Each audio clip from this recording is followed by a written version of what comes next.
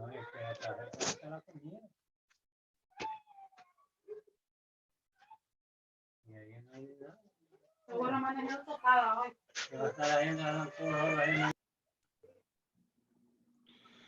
días, ¿cómo vamos?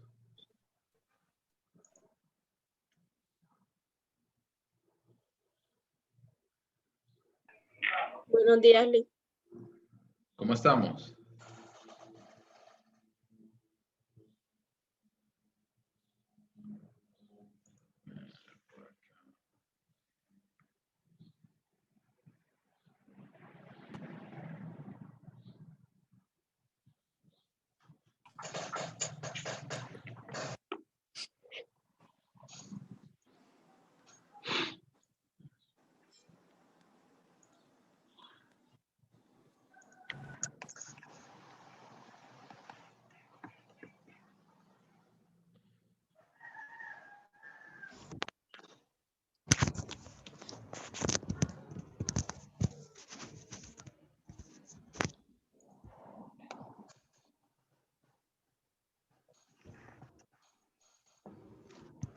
Buenos días, Lick.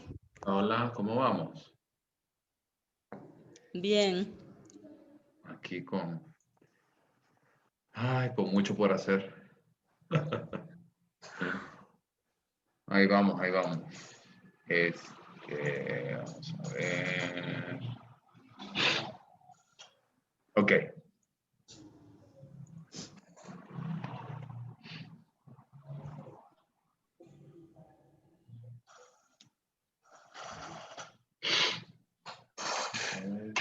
Ok.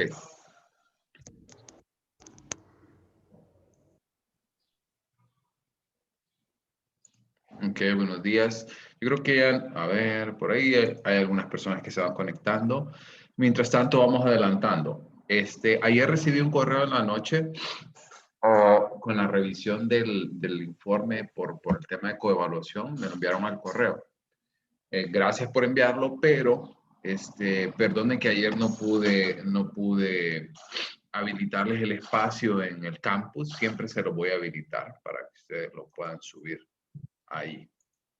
Entonces, para que la persona que me lo envió también lo pueda enviar en ese espacio. Ok, lo otro que voy a hablar con ustedes es, hoy vamos a avanzar en dos puntos importantes. Uno, hoy vamos a ver el índice de capacidad general y vamos a ver adicionalmente el proceso de pruebas cortas, ¿sí? Entonces, vamos a empezar por acá. Ustedes ya tienen también esta presentación del índice de capacidad general. Y en un segundito se va a empezar a compartir. ¿Ok? ¿Todo ven mi pantalla? Sí, ¿verdad? Ya. Ok. Ok. Entonces, vamos a ir haciendo como es de costumbre. Vamos a ir haciendo una parte en la presentación, una parte en el manual. Permítanme un segundito que voy a cambiar de silla.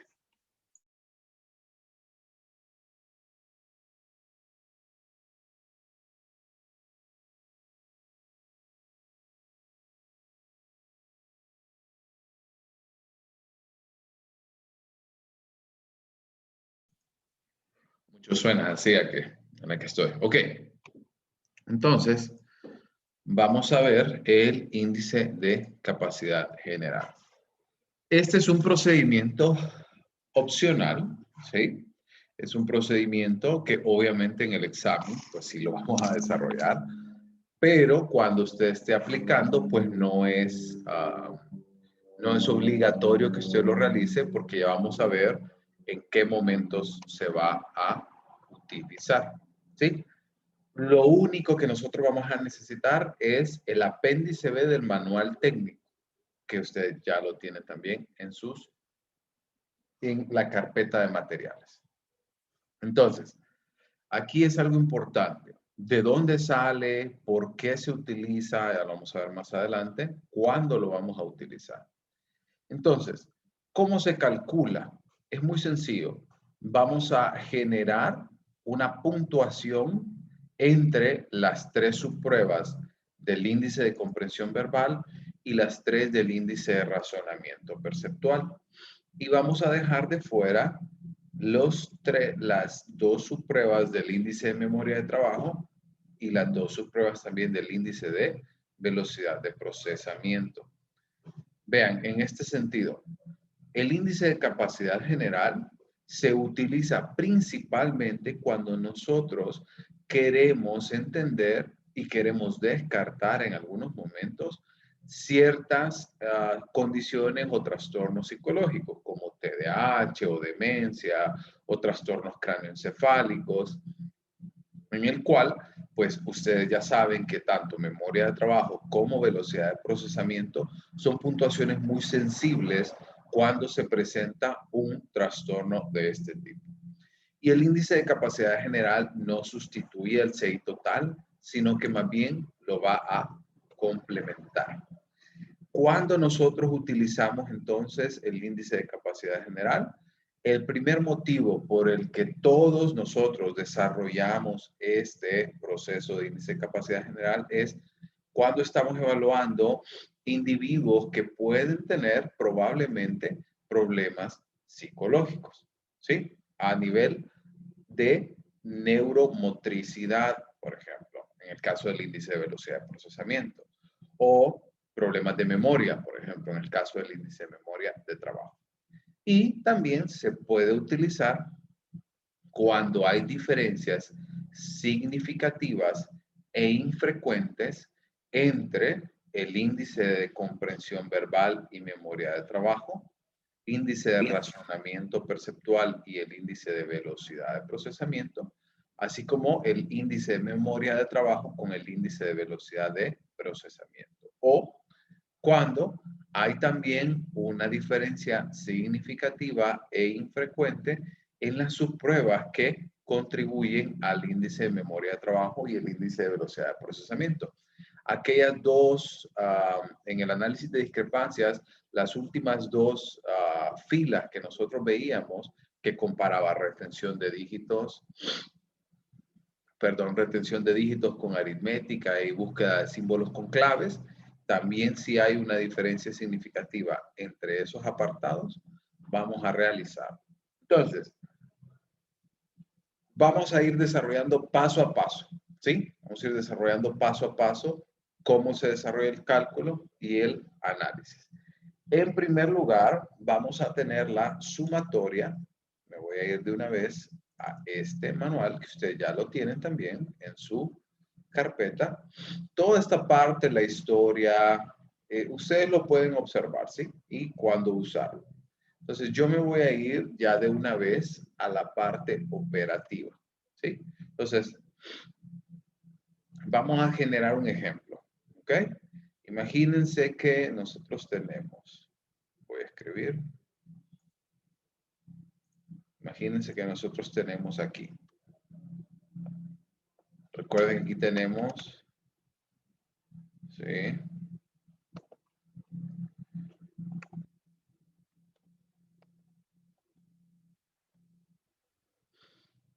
Ok.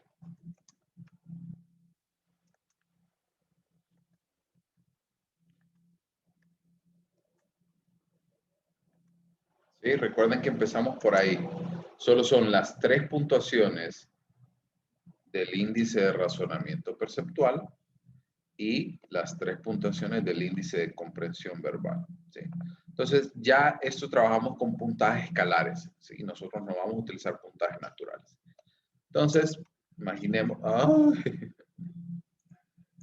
Bueno, ya se me movió todo. Ok, ¿qué tenemos? Entonces, 8, tenemos 9 por acá, aquí tenemos 12, luego aquí tenemos 10, 11 y 8, ¿sí?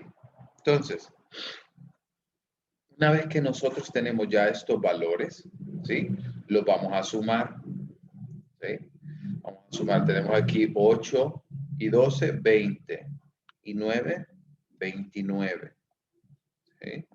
Luego tenemos aquí abajo 10 y 11, 21, y 8, 29. Y luego sumo ambos, ¿sí? 29 y 29, 58. ¿Estamos bien hasta ahí? Ok. Si tienen dudas, me paran, ¿no? Entonces, voy ahora a la tabla, a la primera tabla que nosotros nos vamos a encontrar, que es exactamente igual, que está igualmente compuesta que la del CI total, ¿sí? Que ustedes se van a encontrar. Este es el puntaje escalar, toda esta parte de aquí, ¿sí? Y esta parte de acá. Estos son los puntajes escalares. Luego van a tener el puntaje compuesto, que es el que le sigue. Luego el percentil y luego los intervalos de confianza, al 90 y al 95%. Entonces nosotros vamos a utilizar todas, exceptuando esta fila, ¿sí? Porque ese equivale al 90%. Entonces, busco mi número, busco mi resultado total, ¿sí? Que es 58, ¿sí? Entonces voy a buscar, lo ubico, tengo 58 acá, y luego voy a obtener entonces las puntuaciones, ¿sí?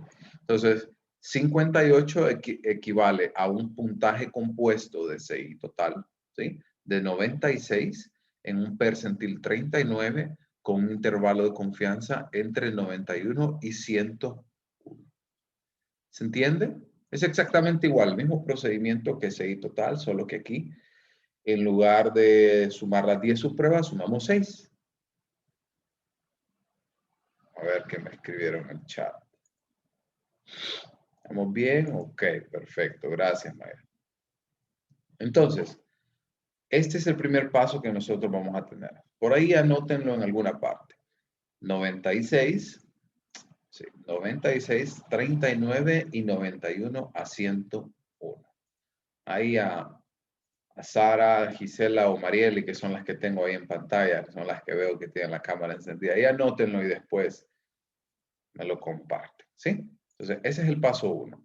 Obtenemos entonces en la tabla 1 y vamos a colocar el índice, o sea, la puntuación compuesta, el rango percentilar y el intervalo de confianza. Esos 3 valores ya los tenemos. Ahora vamos a realizar una comparación del CI total con el índice de capacidad general, ¿sí? A nivel de puntuación compuesta. ¿A qué me refiero con esto? Vamos a hacer el cálculo aquí mismo, para que ustedes me vayan entendiendo. ¿Sí? Ok. Entonces, vean, yo voy a restar, vean, esta resta es muy, muy importante que no la muevan de orden. Siempre vamos a restar CI total menos el índice de capacidad general. ¿Por qué? ¿Por qué piensan esto? ¿Qué se les ocurre?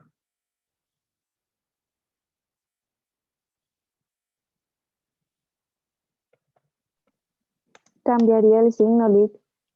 Sí, en un primer momento cambiaría el signo, pero ¿por qué CI total de, lo restamos del le restamos el índice de capacidad general?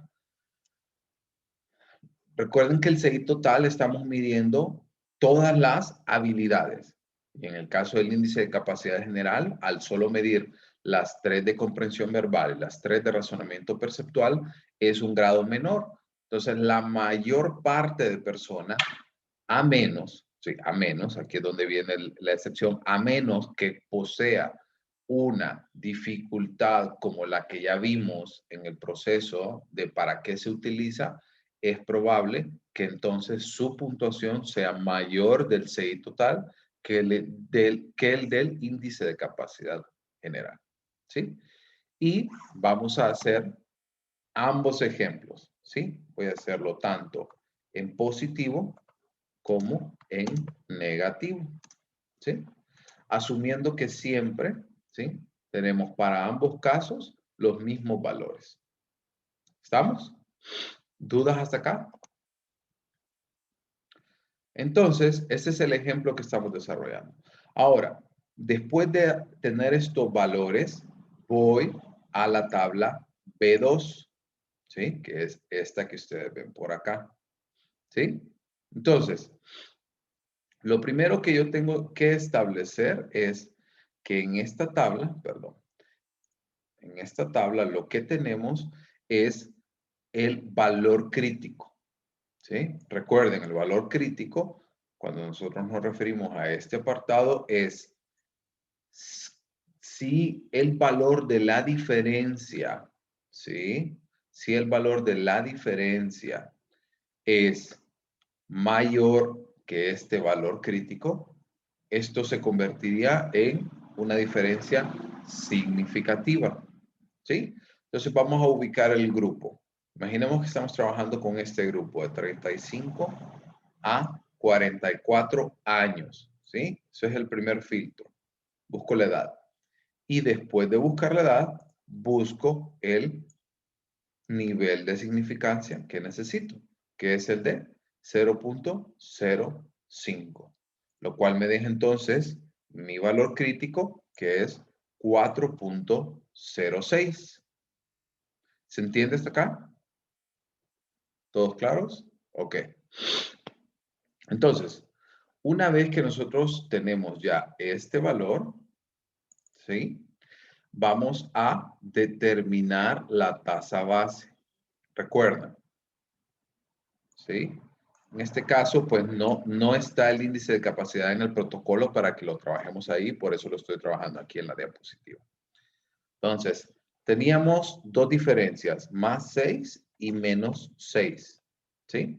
Recuerden que en este caso, por un segundo, nosotros nos olvidamos del signo, ¿sí? Porque la diferencia, el valor crítico que tenemos es 4.06, ¿sí? Y en ambos casos, la diferencia de 6 es mayor que su valor crítico, ¿sí? Lo cual nos indicaría que esta diferencia es significativa.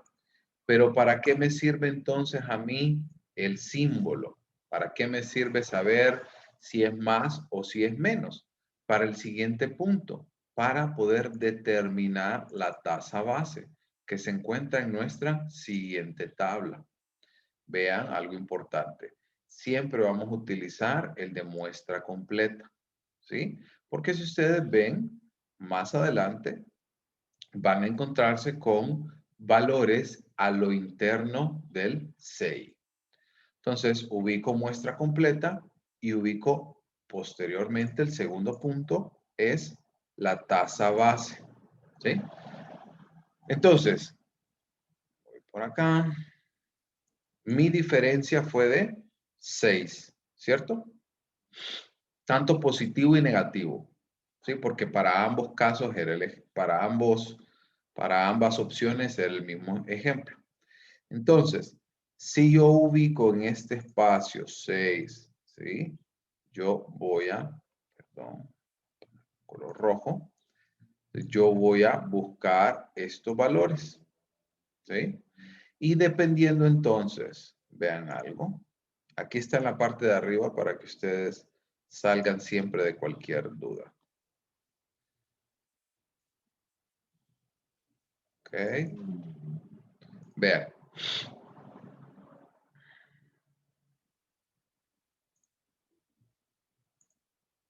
Si nosotros entonces se plantea, ¿sí? Que el CI total, ¿sí? Es menor que el índice de capacidad general, el resultado es negativo, ¿sí? Por eso les digo, es importante que no cambien el orden de la resta. Si por otra parte el CI total es mayor, recuerdan eso, ¿verdad? Mayor, menor, no es que estoy haciendo señas ni nada por el estilo. Mayor, menor que, entonces, si el CI total, entonces, la diferencia es mayor que el índice de capacidad general, como lo ven en este ejemplo, entonces la diferencia va a ser positiva, ¿sí? Para eso nos sirve el símbolo, para eso nos sirve el signo, perdón. ¿Se entiende de dónde sale? Y entonces, al final, ustedes van a desarrollar un breve cuadrito resumen en el cual van a tener la puntuación directa, ¿sí? Que fue la sumatoria inicial que tuvimos de 58, ¿cierto? Luego teníamos el siguiente, que es el índice de capacidad general, que teníamos 98, ¿verdad, Sara? Y Marieli y Gisela. 96. 96. 96. Ok. De ahí percentil. 39. 9. De ahí tenemos los intervalos de confianza. 91. 91. 101. 91 a 101. Sí. 91, 101. Sí. Luego el valor crítico. 4.06. Y finalmente tenemos la tasa base, que en este caso teníamos tanto 12.3 como 13.3. ¿Sí? Porque pusimos el ejemplo, aunque ahora me doy cuenta de que la diferencia no eran 6, sino que eran 8. Estaba haciendo el cálculo con 98. ¿Estamos? ¿Se entiende de dónde sale todo esto? ¿Dudas?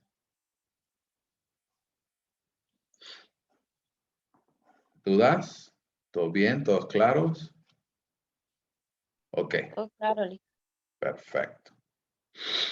Entonces, si no hay dudas, avancemos al siguiente punto que yo quiero tocar el día de hoy, que tiene que ver con la elaboración y la calificación de las versiones cortas en WISE, en WISC y en WIPSI. ¿Sí? Entonces, este manual, que es el Manual de Evaluación Infantil de Sattler, que también ya lo tienen, ¿sí? Vamos a irnos hasta la parte final, ¿sí? Hasta los apéndices. Algo importante que yo siempre les enseño cuando utilizan este manual es los primeros capítulos son teóricos, son de mucha explicación de qué mide la prueba, cómo se aplica, consideraciones de aplicación. Pero los apéndices al final nos brindan la facilidad de realizar cálculos cuantitativos. Entonces, tanto para cada uno de los apéndices, que conste en el caso de este manual de Sattler, no solamente medimos las pruebas de Wechsler, sino que hay otras como la SB5, el DAS2 y algunos otros cuadros que van a encontrar con respecto a ciertas dificultades físicas o psicológicas. Pero vamos a centrarnos en el apéndice A, que se utiliza para WISC, en el apéndice B, que se utiliza para WIPSI, y en el apéndice C, que se utiliza para WISE 3, que conste, ¿sí? ¿Qué quiere decir esto? Que las pruebas nuevas de WISE 4 o WISE 3 no se pueden aplicar para versiones cortas, ¿sí? Entonces, les voy a hacer un repaso bastante rápido de todo lo que van a encontrar en estos cuadros. Toda esta parte es los procesos de análisis cuantitativo, los diferentes estudios que comprueban confiabilidad y validez, entre otras cosas. Y aquí es donde ya empieza lo bueno, ¿sí? Entonces, vean, voy a hacer un ejemplo y luego ustedes me van a ir siguiendo. Hay diferentes versiones en las cuales nosotros podemos aplicar y podemos determinar la cantidad de subpruebas que vamos a utilizar. Hay desde 2, ¿sí? Como ven ustedes acá, desde 2 subpruebas hasta 7, ¿sí? Y usted me dirá, puchica, ¿y para qué 7? ¿Y por qué mejor no aplicamos todo de una vez? Pues si tiene la oportunidad de hacerlo y tiene el tiempo y tiene la oportunidad, aplíquela completa, aunque sea las 10 básicas. Pero si usted no cuenta con esta facilidad, quiero que vean por acá, aquí tenemos versiones de 7 y versiones de 6. Si usted tiene la facilidad de poder aplicarlo todo, aplique las 10. Es lo más recomendable. Pero en la medida de que usted va a ir explorando diferentes situaciones, se va a ir dando cuenta que no siempre es posible. Entonces, si nosotros aplicamos una versión corta, ¿sí? nosotros debemos de entender de que lo que vamos a desarrollar, el procedimiento que vamos a desarrollar es que vamos a sumar las puntuaciones escalares de las subpruebas que yo estoy midiendo. Ya vamos a ver cómo se mide cada una de ellas. Esta que vamos a ver es con 2 subpruebas. Y en la parte final, ¿sí?, de este libro van a encontrar las abreviaturas que ustedes pues ya las conocen, que es diseño con cubos, aritmética y figuras incompletas, figuras incompletas y dígitos y símbolos claves, entre otras cosas, ¿sí? Entonces, vean algo importante acá. Hay ciertas condiciones que no aplican. Permítanme un segundito, permítanme.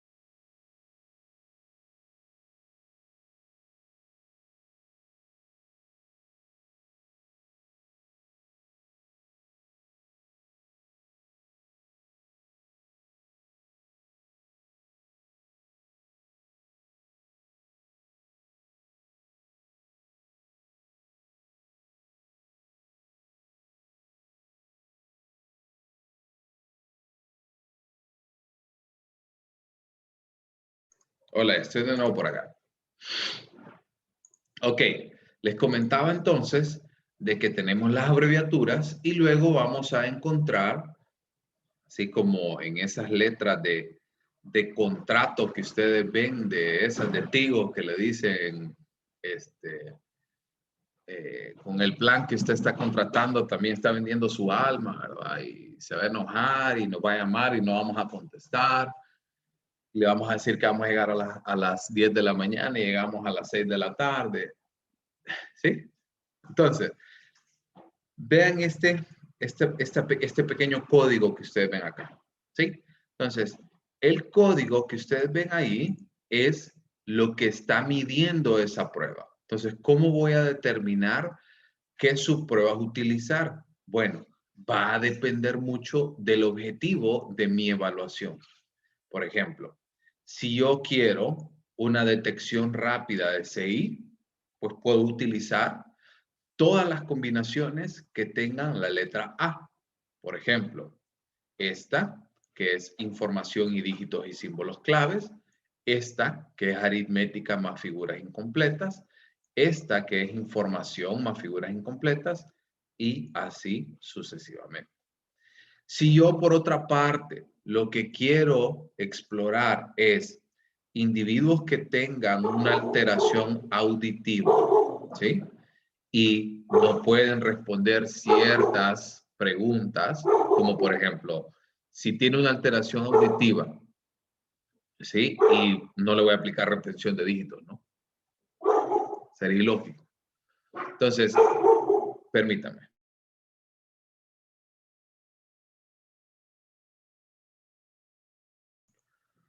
Entonces, obviamente, si hay personas que tienen alteraciones auditivas, ¿sí?, voy a buscar todas las combinaciones B. Por ejemplo, matrices y figuras incompletas, dígitos y símbolos claves y matrices, figuras incompletas y dígitos y símbolos clave, ¿sí? Diseño con cubos y matrices. ¿Sí me siguen? ¿Se entiende? ¿Sí? Luego tenemos la combinación C, que habla acerca de que no tiene ningún límite, sino que estas son las mejores formas cortas de 2 subpruebas. Como por ejemplo, aquí, como por ejemplo, comprensión más matrices, ¿sí? vocabulario más diseño con cubos, semejanzas más matrices, vocabulario más matrices. Quiero hacerles una pregunta. ¿Qué notaron de todas esas 4 que vimos ahorita? ¿Qué notaron? Vocabulario más diseño con cubos, comprensión más matrices, semejanzas más matrices, vocabulario más matrices. ¿Qué notan ahí? Matrices es la que más se repite. Aparte, pero ¿qué tenemos? Tenemos una subprueba del índice de comprensión verbal y una subprueba del índice de razonamiento perceptual. Recuerden que esos al final son los que nosotros medimos con mayor frecuencia. Y, por ejemplo, la combinación de esta combinación proporciona un estimado del factor de memoria de trabajo, como por ejemplo, retención de dígitos, que ustedes ven por acá, junto a, pero aquí les quiero hacer una breve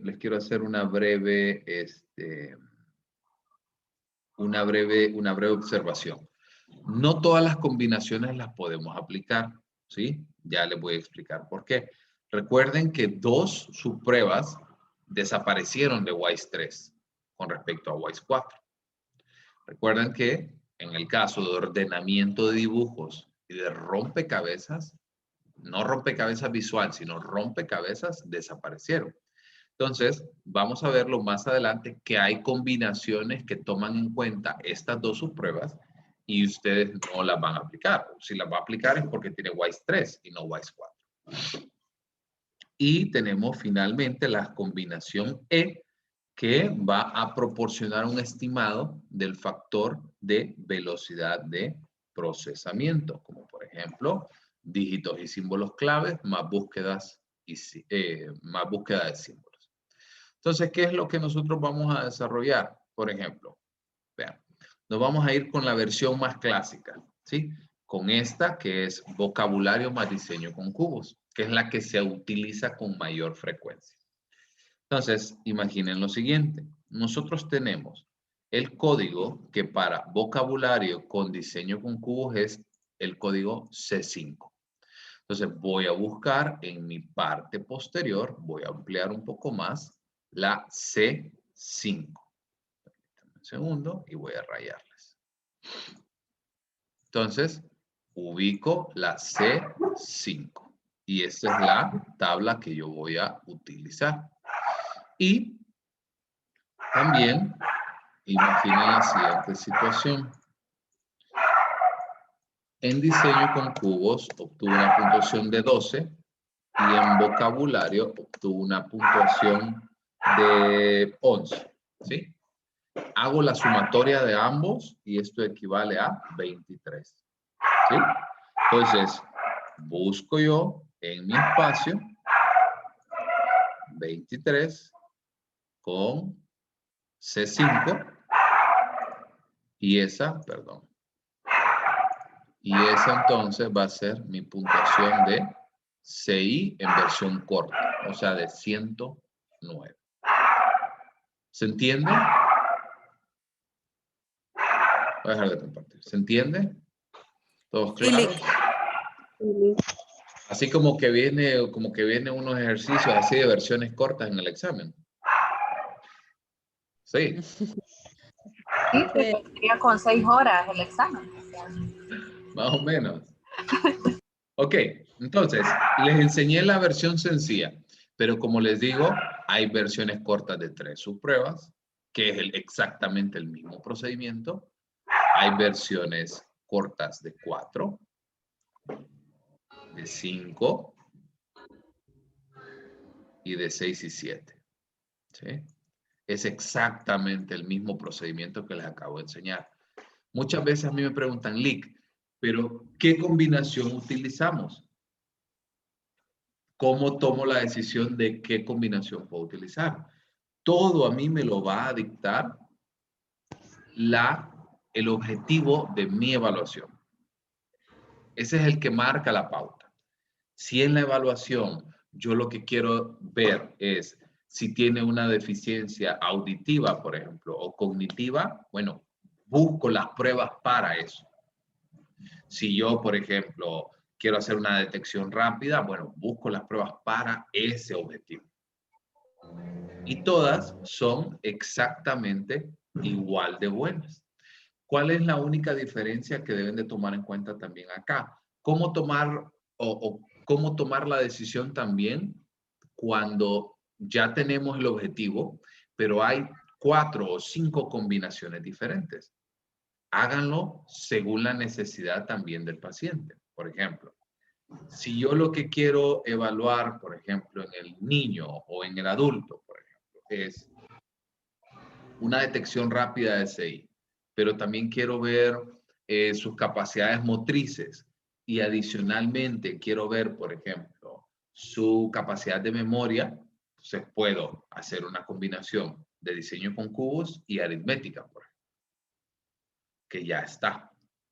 Entonces, hay algo muy importante con respecto a todo esto, de que al final la decisión nosotros la tomamos según su objetivo, según las necesidades del paciente e incluso se puede tomar según las habilidades que usted quiera evaluar. Adicionalmente, como les digo, a mí no me gusta mucho aplicar de 2 subpruebas. Yo aplico de 4 hacia arriba. ¿Por qué? Entre más cantidad de subpruebas aplico, menor grado de error puede existir. ¿Sí? ¿Se entiende? ¿Todos claros? ¿Todos bien? ¿Sí? Ok. Entonces, con eso terminamos esta parte por el día de hoy y mañana empezamos a ver los análisis de procedimiento, que es la última parte del protocolo que habíamos dejado en blanco, que eran unos procedimientos opcionales. Con esto, quería terminar con esto hoy porque esto entra en el examen del día viernes. Igual lo de mañana viene en el examen también, pero van a tener esa facilidad de poder trabajar también el día jueves en esta información. ¿Estamos? ¿Todo bien? ¿Todos claros?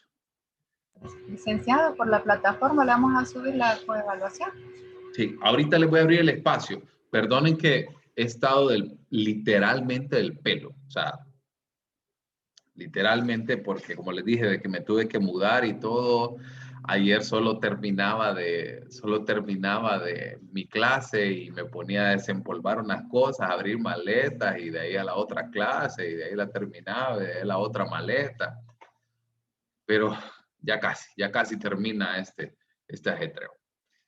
Entonces, si no hay más dudas, nos vemos mañana en clases. Y cualquier duda que vayan teniendo, también me pueden ir escribiendo al correo. ¿Ok? Bueno, muchachos, pórtense bien. Nos vemos mañana. Lick.